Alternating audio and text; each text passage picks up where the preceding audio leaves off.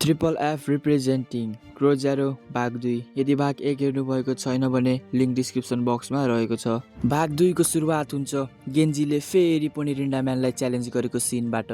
फेरि पनि रिन्डाम्यानले गेन्जीलाई ढालेरै छाड्छ। गेन्जीले अहिलेसम्म धेरै पटक रिन्डाम्यानलाई च्यालेन्ज गरिसकेको र हार्दै आइरहेको हुन्छ। सेरिजावाको ग्याङ भने जिपिएसले उनीहरूलाई हराएकोमा खुसी देखिँदैनन्। अब सिन सिफ्ट हुन्छ जेलतिर।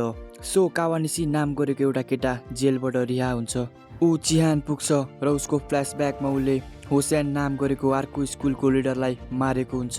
अचानक त्यही मारिएको लिडरको स्कुलका केटाहरू देखा पर्छन्। मारिएको केटाको भाइ अहिले भर्खरै हुसेन स्कुलमा आएको हुन्छ र हुसेन स्कुलका केटाहरू भने चारैतिर आर्मी अफ द किलर्सका नामले प्रसिद्ध हुन्छन्। उनीहरूले कावानिसीलाई लखेट्न थाल्छन् र कावानिसी भाग्दै सेरिजावा र टोकियोकोमा आइपुग्छ। वास्तवमा सुजरान र हुसेन बीच नलड्ने पुरानो सम्झौता भएको हुन्छ। उता गेन्जी पनि आफ्नो केटाहरूसँग कुरा गर्दै त्यहाँनिर आइपुग्छ। वास्तवमा गेन्जीलाई पुरानो सम्झौताबारे केही थाहा हुँदैन। हुसेनको केटा रिकियाले बढी बोल्न थालेपछि गेन्जीको हात उठिहाल्छ, तर टोकियोले उसलाई रोक्छ। गेन्जीले उनीहरू बीच भएको सम्झौता तोडिदिन्छ। यसको मतलब सुजरान र हुसेन बीच अब युद्ध हुने पक्का हुन्छ। हुसेनका केटाहरू त्यहाँबाट जान्छन्।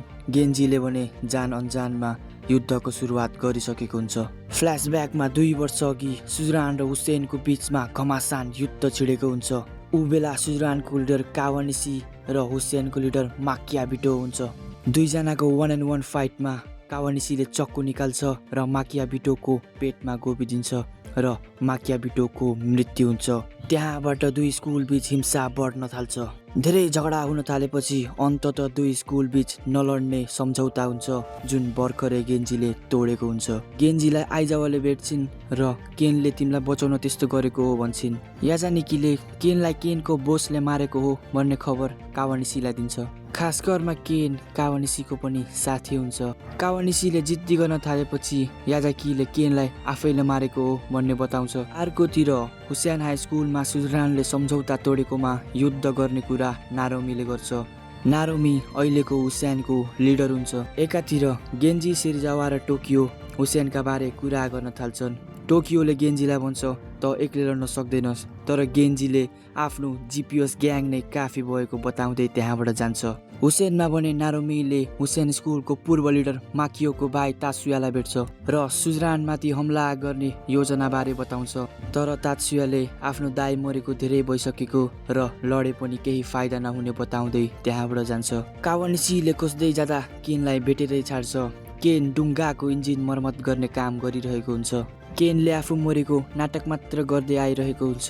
कावानिसीले पनि माकियाबिटोलाई मारेकोमा पश्चाताप भएको बताउँछ। केनले भन्छ त हारेको भए ठिक हुन्थ्यो, तर त्यो सुनेर कावानिसी रिसाउँछ, किन भन्दा उसले सुजरान बसाउन त्यस्तो गरेको हुन्छ। अर्कोतिर सुजरानका केटाहरू भने हुसेन विरुद्ध हुन गइरहेको युद्धमा सहभागी हुनलाई माइकिङ गर्दै हिँड्छन्। मिगामी जुम्ल्या दाजुभाइ पनि सेरिजावाको ग्याङ छोडेर जिपिएसमा सामेल हुने निर्णय गर्छन्। अचानक जिपिएसबाट केन गायब हुन्छ।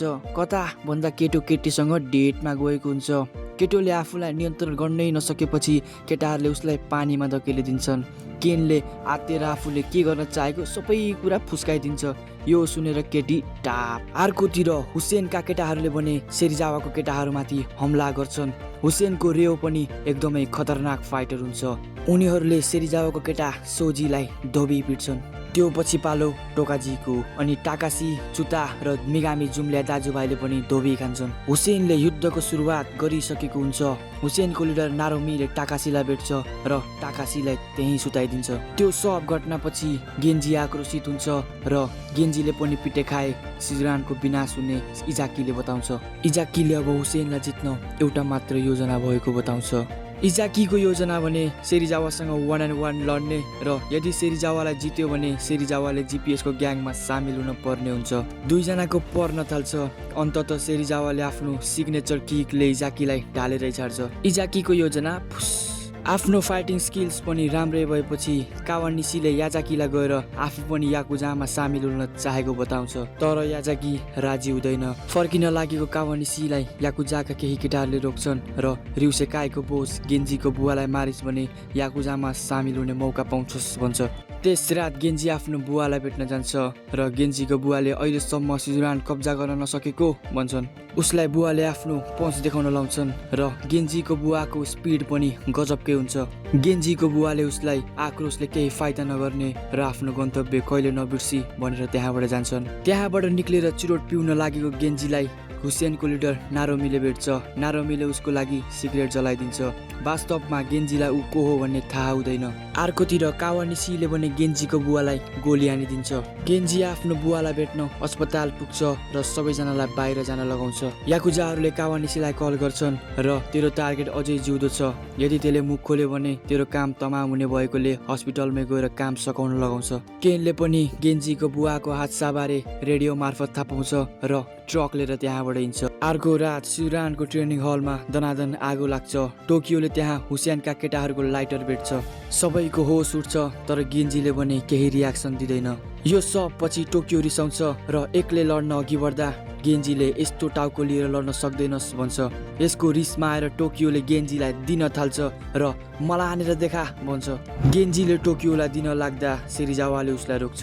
भोलिपल्ट गेन्जी सिजुरानकोमा पुग्छ, तर 5 जना मात्र। गेन्जीले नारोमीलाई पहिला भेटेको केटा भनेर चिनिहाल्छ।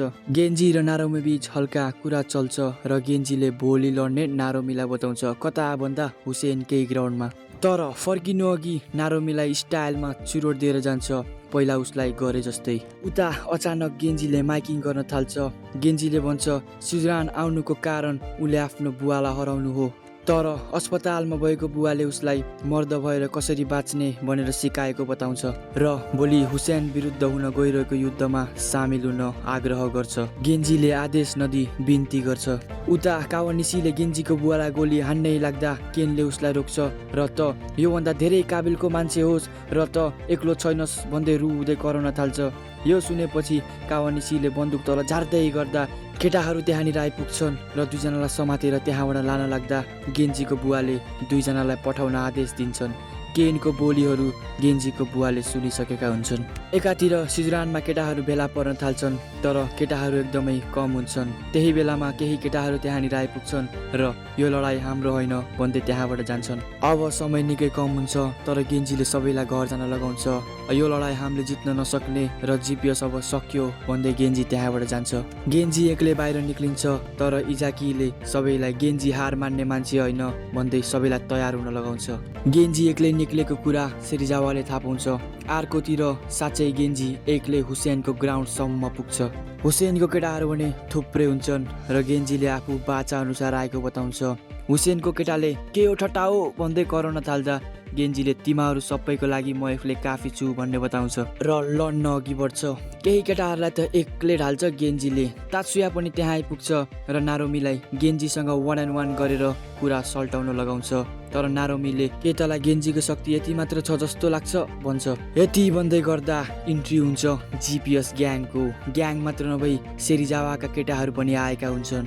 यसको मतलब जिपिएस ग्याङ र सेरिजावाको आर्मीहरू मिलेर हुसेन विरुद्ध लड्नेछन्। टोकियो पनि लड्नलाई रेडी हुन्छ। केटाहरूको स्वाग भने नेक्स्ट लेभलको हुन्छ। नारोमीले गेन्जीलाई कौसीसम्म आएर देखा र तेरो र मेरो 1-on-1 पर्नेछ भन्ने बताउँछ। अनि सुरु हुन्छ अर्को महाभारत। दुवै साइडका केटाहरूले एकार्कालाई भकाभक ढालिरहेका हुन्छन्। टोकियो पनि पुरै वाइल्ड भएर लड्न थाल्छ। सिजुरानका केटाहरू हुसेनको बिल्डिङभित्र पस्न थाल्छन्, तर भित्रबाट पनि हुसेनका केटाहरू हुरुरुरै आउन थाल्छन्। जिपिएसका केटाहरूले गेन्जीलाई कौसीसम्म जाने बाटो बनाउँदै हुन्छन्। यसै क्रममा टाकासी एक्लै क्लासभित्र घेरिन्छ, तर नारोमीले आफ्नो केटाहरूलाई बाहिर पठाउँछ र टाकासीसँग 1-on-1 लड्न अघि बढ्छ। अनि 2 जनाको 1-on-1 पर्न थाल्छ। हुसेनको रेओ पनि चान्चुने फाइटर हुँदैन। हुसेनका केटाहरू पनि जति पिटे पनि सकिँदैनन्। अर्कोतिर नारोमीले भने टाकासीलाई ढाल्न सफल हुन्छ। केटाहरूले टोकियोको पनि हेलमेट फुगालिदिन्छन् र टोकियो 2 शटमै भुइँमा ढल्छ, तर पनि टोकियो फेरि उठ्छ र लड्न थाल्छ। गेन्जी र सेरिजावा माथि जान लाग्दा बीच बाटोमा रेओले उनीहरूलाई रोक्छ रेओले भने गेन्जीलाई माथि जान दिन्छ र सेरिजावासँग लड्न अघि बढ्छ। अब कौसीमा भने गेन्जी र नारोमी मात्र हुन्छ र दुईजनाको भकाभक 1-on-1 पर्न थाल्छ। तल इजाकीले सबै केटाहरूलाई ढालिसकेको हुन्छ र टोकियोले पनि। अर्कोतिर सेरिजावाले भने रेओको धोबी खाइरहेको हुन्छ तर लामो समयसम्म भने हुँदैन। जति पिटे पनि सेरिजावा ढल्दैन। अन्तत सेरिजावाको सिग्नेचर किकले रेओ पुक्लुक्कै ढल्न पुग्छ। केन्जी र नारोमीको भने परि नै रहेको हुन्छ। त्यही बेलामा हुसेनको एउटा केटाले चक्कु निकाल्छ र गेन्जीलाई हान्न अघि बढ्दै गर्दा तात्सुया त्यहाँ आइपुग्छ र 2 सटमै त्यो केटालाई ढालिदिन्छ। सेरिजावा पनि कौसीसम्म आइपुग्छ। दुईजनाको भने परि नै रहेको हुन्छ। दुईजनाले एकअर्कामाथि भकाभक पन्चरको बर्सात गर्न थाल्छन्। केही पन्चरको वार पार पछि अन्तत गेन्जीले नारोमीलाई ढालेरै छाड्छ। जित हासिल गरेको गेन्जी त्यहाँबाट गएपछि तात्सुयाले नारोमीलाई मेरो दाइको लागि लडेकोमा धन्यवाद र अबको लडाई म लड्छु भन्छ। विजय हासिल गरेका सुजरानका केटाहरू छुट्टै स्वागमा आफ्ना स्कुल फर्किन्छन्। केन र कावानेसी पनि केनले काम गर्ने गाउँमा फर्किन्छन्। त्यसको केही दिनपछि गेन्जीले फेरि पनि रिन्डाम्यानलाई च्यालेन्ज गर्छ। सेरिजावाले गेन्जीलाई म तमाथि बाजी राख्छु भन्छ। त्यो दिन केटाहरूको सिजुरानमा अन्तिम दिन हुन्छ। केटाहरू ग्रेजुएट हुन गइरहेका हुन्छन्। पढेर त पक्कै होइन। त्यो पछि दुईजनाको फेरि पर्न थाल्छ र यसपालि भने गेन्जीले रिन्डाम्यानलाई घोडा टेकाउन सफल हुन्छ र सधैँको जस्तै गेन्जी उडेर जाँदा चलचित्रको समाप्ति हुन्छ। भिडियो मन परेमा लाइक कमेन्ट सेयर गर्न नबिर्सनुहोला र यस्तै प्रकारको मुभी एक्सप्लेनेसन हेर्न मनपर्छ भने च्यानललाई सब्सक्राइब गरी बेल आइकन थिच्न नबिर्सनुहोला। धन्यवाद।